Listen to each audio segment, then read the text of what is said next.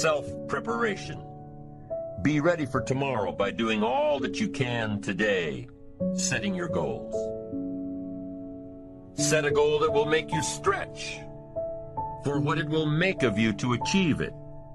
What a brand new reason for setting goals. What an all-encompassing challenge to have a better vision of the future, to see what it will make of you to achieve it. And here's why. The greatest value in life is not what you get. The greatest value in life is what you become.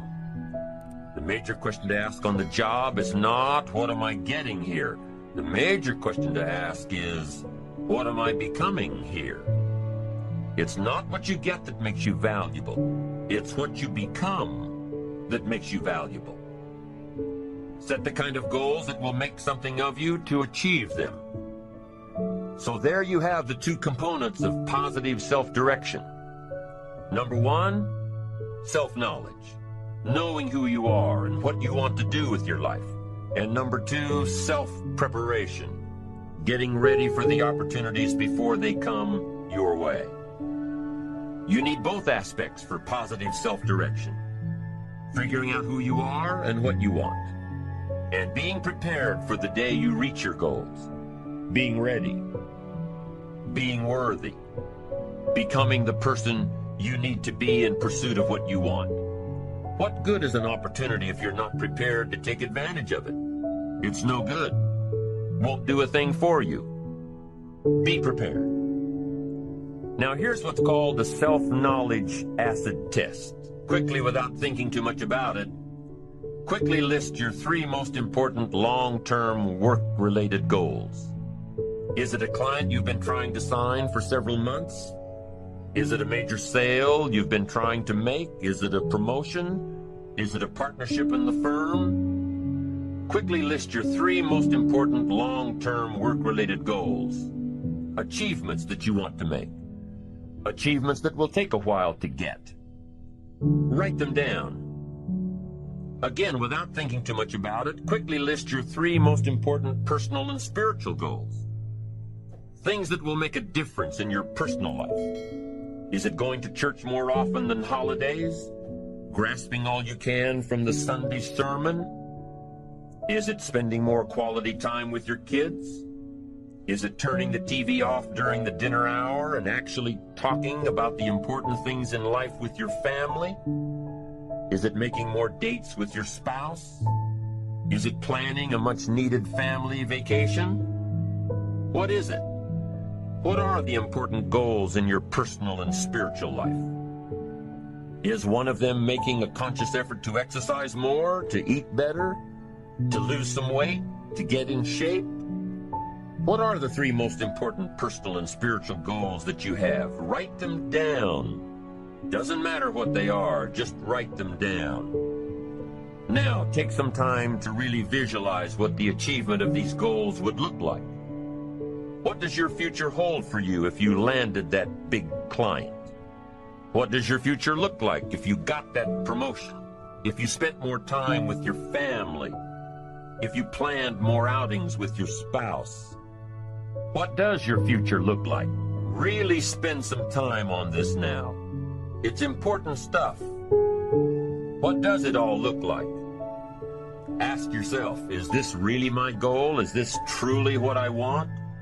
Is it a positive goal? Is it important enough to me to become what it takes to reach this goal? Is it mine? Is it worth it? If your three goals on the career side and three goals on the personal side don't stand up to these questions, you need to take some time to carefully redefine a few things. Redefine your list. Redefine where it is that these goals came from. Redefine what actually is important to you. Redefine how hard you'll really work to get them. Now, there are two parts to this goal setting and redefining process. There's two parts. Number one, don't set your goals too low. An interesting thing that we teach in leadership, don't join an easy crowd. You won't grow. Go where the expectations are high. Go where the demands are high. Go where the pressure is on to perform, to grow, to change, to develop, to read, to study, to develop skills. Now here's the second part on setting goals. Number 1 is don't set your goals too low. Number 2 is don't compromise. Don't sell out. There were some things I went for back in those early years that I paid too big a price for. If I'd known back then how much it was going to cost me, I never would have gone for them. But I didn't know. Don't sell out. An ancient phrase says, count the cost. Count the cost if it won't make you happy to get it. The first benefit of self-preparation is that it moves you toward your goal. You've already got it in mind. You know where you want to go. You're getting ready for it. You're doing all the things you're supposed to do. And by getting ready to achieve your goals, you're moving closer to your goals. That's how it works. The second major benefit to self-preparation is that it refuels your ambition. Your activity refuels your ambition. The things that you are doing today are getting you ready for tomorrow. It's exciting. You know that you're getting closer every day.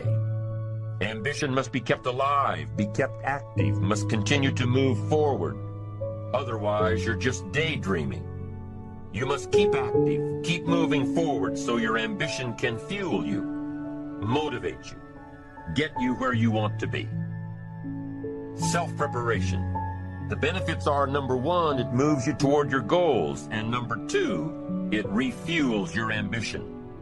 Be prepared. Get ready. This method of self-preparation involves 3 steps. Step 1. Carefully consider where the next opportunity for reaching your goal will originate. Where will it come from? Will it come from networking with your colleagues? Will it come from reading the last book that you bought? The book that's still sitting on your shelf waiting to give you some answers? Will it come from you taking the time to think it out? Where will it come from? The next opportunity that will push you forward. If you don't know, here's what you have to do. For each major goal of yours, the top priorities on your list, for each of these, take out a separate piece of paper, 1 single sheet per major goal, write down your goal at the top, and start listing all reasonable resources. Write down every possible place that you could find the opportunity to achieve this goal. And with each resource, classify them. Ask yourself, is this resource a sure thing? A good bet? About even chances? Unlikely? A long shot?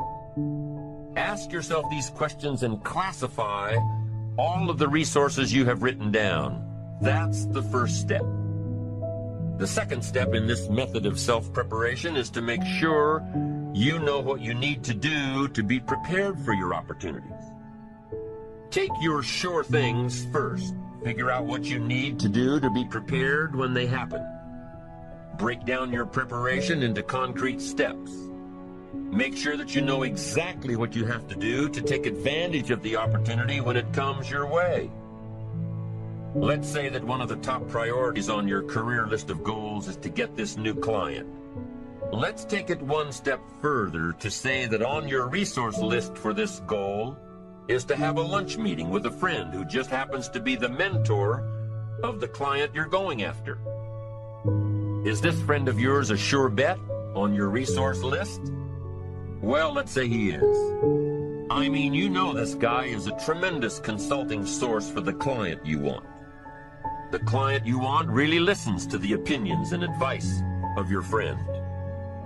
So you're getting ready to have lunch with your friend. What do? You've got to make sure that you're up on all the knowledge and the industry data that will impress your friend. Make him realize that he knows someone who could benefit from your knowledge and your vitality and your spirit and your experience. Impress him. Impress him so much that he goes back to his friend, the client you're after, and tells this prospective client of yours that he needs to do business with you. Be prepared. Go through your entire list of goals and resources and classify them. Break each resource into concrete steps of preparation. Start by working on the sure bets first, and then move down the line. The long shots will come through every so often, but start with the resources that will serve you best now. Get ready for the opportunities before they come your way. Step 3 in the self-preparation method is to do all you can to make each opportunity more likely to happen. After you've determined what you have to do to get ready to be prepared, after you've determined this, see what you can do to expedite the process. What can you do to increase the likelihood of this opportunity? Go over it and over it and over it. Use these 3 methods again and again as you assess where you are now and where you have to go next to keep moving toward the achievements that are most important to you. Step 1, consider your resources. Step 2, determine what you have to do to get ready. Step 3, expedite the opportunities. And by the way, this method of self-preparation works wherever you are in your journey. Whether you're close to your goals or whether you're just starting your journey of self-direction. This method works. Have working knowledge to draw from. Continually work on yourself in preparation of where you want to be. Build a reservoir of thoughts and ideas and philosophies and experiences that are your own. Build, grow, change, get ready, be prepared. Be prepared for a life worth living. Now here are the 4 ifs that make life worthwhile. Number 1, life is worthwhile if you learn. Nothing worse than being stupid. Life is worthwhile if you learn. Learn from your personal experiences. Learn from other people's experiences. Second, life is worthwhile if you try. Now you've got to take what you've learned and see if you can try your hand at it.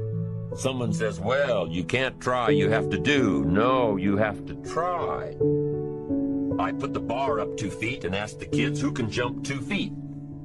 I can, some say. I can't, some say. I don't know, some say. How are you going to know? You don't. You've just got to try. Just back off and run at it. How are you going to know if you don't try? Now, what if you knock the bar down? Does that mean you can't jump 2 feet? No. You have to what? Try it again. Of course, you have to try. Try it another way, but try. Try your hand at it. When the record book on you is finished, let it show your wins and your losses, but don't let the record book show that you didn't try. Next, life is worthwhile if you stay. You've got to learn to stay. Now, you don't have to stay forever. Just stay till you see it through. A guy builds a foundation and then he wanders off somewhere and builds another foundation. He's got these foundations scattered all across the country. I mean, no walls, no roofs, just a bunch of foundations. Not a good reputation. Stay. You don't have to stay forever. Just stay to finish something. Don't fall into the trap of less than refined sophistication. Stay till it's over. The 4th if that makes life worthwhile, 1 is if you learn, 2 is if you try, 3 is if you stay, and 4th if that makes life worthwhile is if you care. Caring is a unique human experience that is so vital and so powerful and so all-encompassing and so far-reaching. If you care at all, you'll get some results. If you care enough, you can get magnificent results. To lead a life worth living, you've got to learn, you've got to try, you've got to stay, and you've got to care. Develop your positive self-direction. Do these things we've discussed. Remember the 4 ifs, and you're on your way to building a life worth living. Second principle of building ambition is self-reliance. Number 1 is self-direction. Number 2 is self-reliance.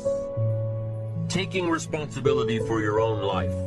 Taking responsibility for whatever happens to you. knowing that you have consciously made the decisions that are now affecting you, knowing that what is happening now, today, is the direct result of your activity, what you did yesterday. Self-reliance is basically counting on yourself. Now, being self-reliant doesn't mean you can't work with others or trust others.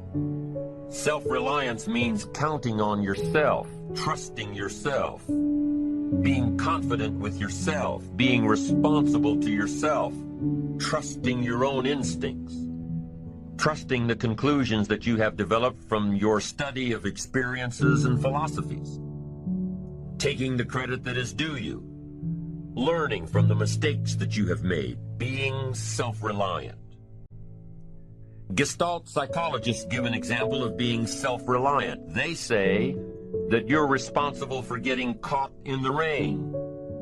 They say that by deciding not to carry an umbrella every day, you have made the decision to endure an occasional drenching. Translation: by not being prepared, you make the choice of getting caught in some of life's unpleasant circumstances. Be they rain, failures, economic losses, relationship losses, professional losses, personal losses. By not being prepared, thinking ahead, it's your choice. Now here's the other side of it. By being prepared, you increase your chances of success. You increase the likelihood. By being prepared, you increase your chances of success, of seizing opportunities when they come your way, of being ready within yourself to take advantage of once-in-a-lifetime situations. Some people tend to blame others for their mistakes, blame others for their failures. Somebody says, it's not my fault the report isn't done, so-and-so didn't do their part. Of course it's your fault. It's your report too.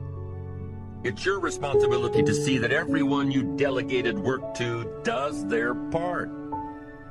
Now, you can't control what others around you do, but it's in your own best self-interest, your enlightened self-interest, that you stay on top of things, especially if it's going to affect your future. You think your boss cares that John didn't do his part? You think he sees John as the bad guy? Of course not. All he sees is that the report isn't done, bottom line. Be responsible for the things that affect you. You can make sure you're more responsible by checking in with those people who are working with you, the people who make up your team. You can be more responsible by saying, hey, John, how are you doing with your part? Do you need some help? Can we put somebody else in here to help you finish? Now, if John consistently doesn't handle his part, you've got to replace John. If he isn't doing his share, you've got to find somebody that will. Or what? It will negatively affect you. You can't wake up in the morning that the project is due hoping and wishing that John has done his part.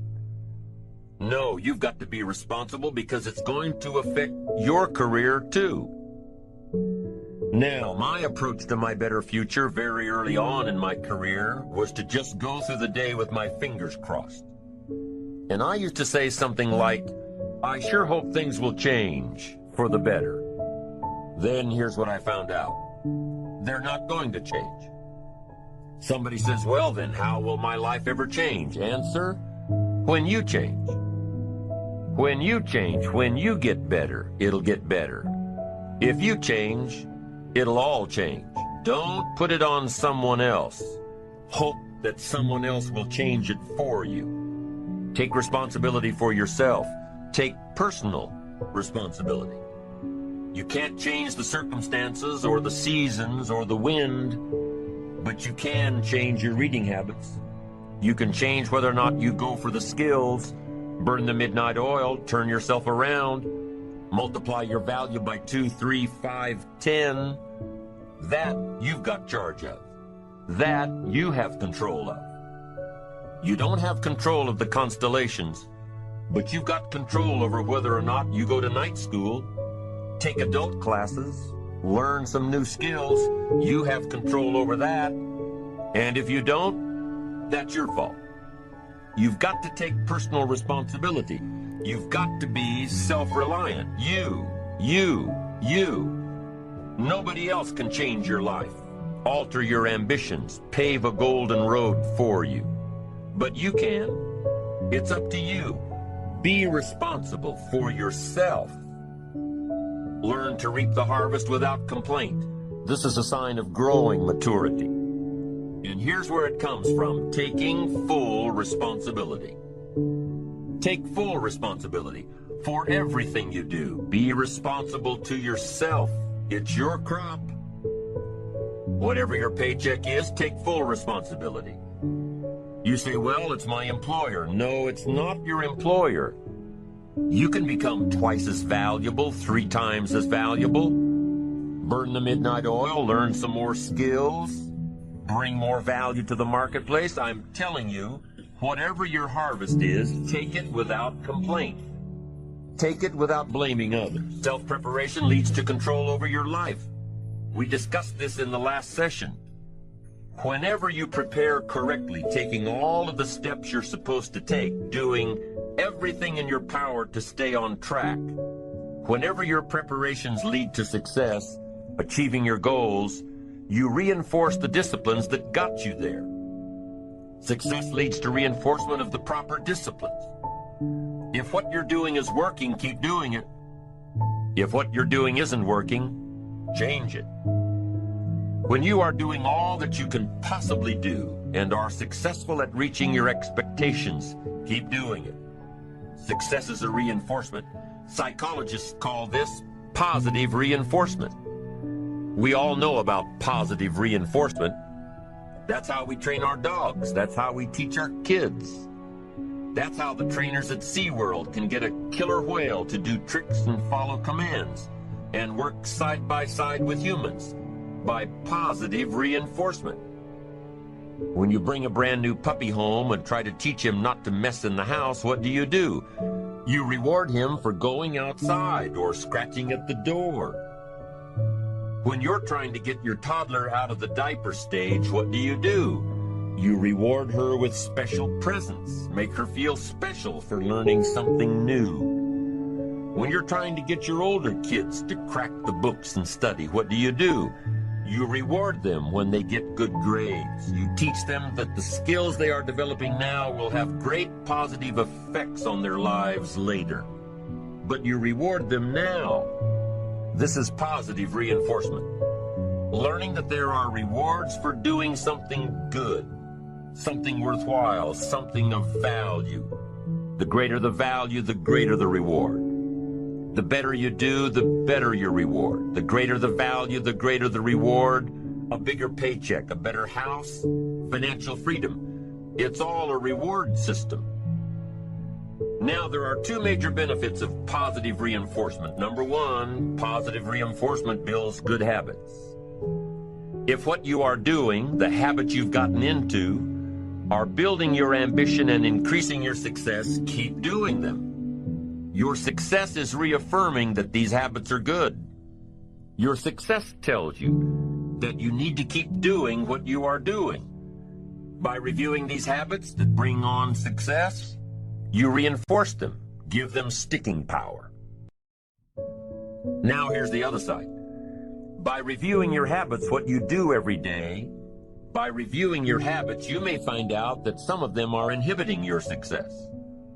You may find out that what you're doing every day is bad for you. Or you may realize that you've gotten out of some very good habits. Somebody says, well, I've just gotten out of the habit of taking my daily walk around the block. Well, I guess you'll just have to get in the habit of being sick down the road. Somebody says, well, I used to read the books all the time. I've just gotten out of the habit. Then change it. Go back into your disciplines. If you've just gotten out of the habit, just get back into the habit. It's called discipline. If it doesn't work, don't do it any longer. You can keep your fingers crossed if you want to and hope that it'll all straighten out. You can wish for the wind not to blow quite as severely, to change in your favor, but we call that naive at best. If the habits that you've gotten into aren't serving you, change them. You can't keep doing this any longer. Don't wish for a better wind. The key is to wish for the wisdom to set a better sail. Utilize whatever wind that blows to take you where you want to go. That is the philosophy I picked up at age 25, and it revolutionized my whole life. And here's what I found. I found it was easy. I became a millionaire when I was 31, and I found it was easy. Now here's my definition of easy. It was something I could do. I figure if it's something you can do, it's easy. But here's a little parenthesis. I worked hard at it. I made sure my disciplines were in line. I made sure my habits were good. I made sure I did all that I could. I found something that I could do, but I worked hard at it. I got up early, stayed up late, and worked hard from age 25 to 31. But what I did was easy, meaning it was something I could do. Well, you say, Mr. Rohn, if it was so easy, how come during those 6 years, all those other people around you didn't get rich? Here's why. It's easy not to. How else would you describe it? That's it. It's easy to keep doing the things that don't work. It's easy to keep bad habits. It's easy not to develop the disciplines. It's easy not to. So how come I got rich and they didn't? Here's a philosophical phrase. The things that are easy to do are also easy not to do. That's the difference between success and failure, between daydreams and ambitions. Here's the key formula for success. A few disciplines practiced every day. And those disciplines have to be well thought out. What should you spend your time doing? Don't waste your time on things that aren't going to matter. But a few simple disciplines can change your whole economic future. Future with your family, future with your business, future with your enterprise, your sales career, your management career. A few simple disciplines. A few simple habits. Good habits. Repeated every day. Now here's the formula for failure. Errors in judgment, repeated every day. All you've got to do is to have a few errors in your judgment and repeat them every day.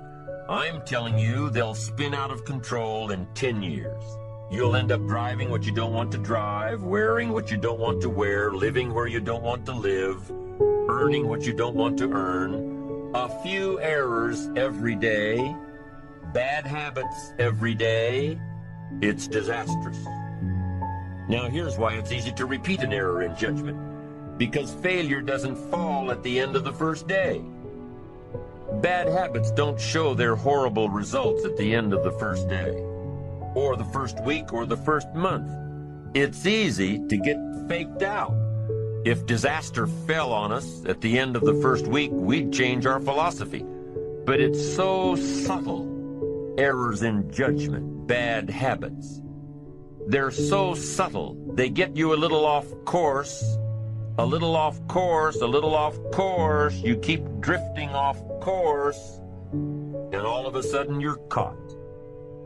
So you've got the choice right now of one of two easies, easy to do or easy not to do. I can give you in one sentence how I got rich by the time I was 31. I did not neglect to do the easy things I could do for 6 years. I did not neglect. That's the key. I found something easy I could do that led to fortune, and I did not neglect to do it. The major reason for not having more of what you want in America, more health, more money, more power, more influence, more everything, the major reason is simple neglect. Neglect.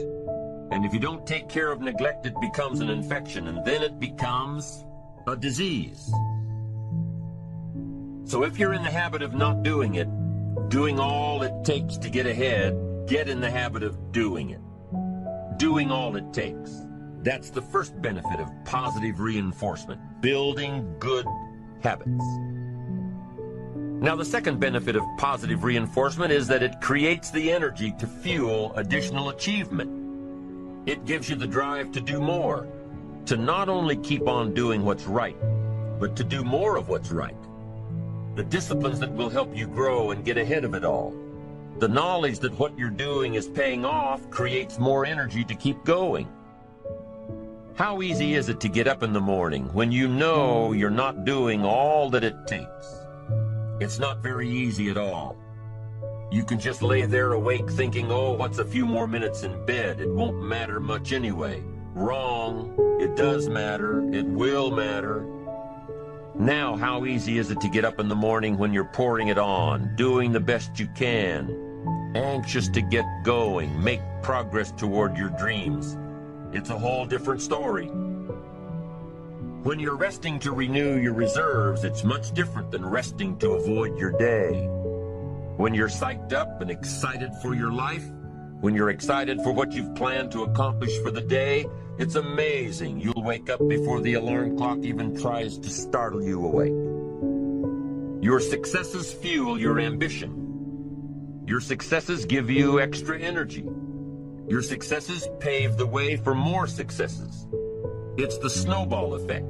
With one success, you're excited to meet another, and another, and another. And pretty soon, the disciplines that were so difficult in the beginning, the disciplines that got you going, are now part of your philosophy.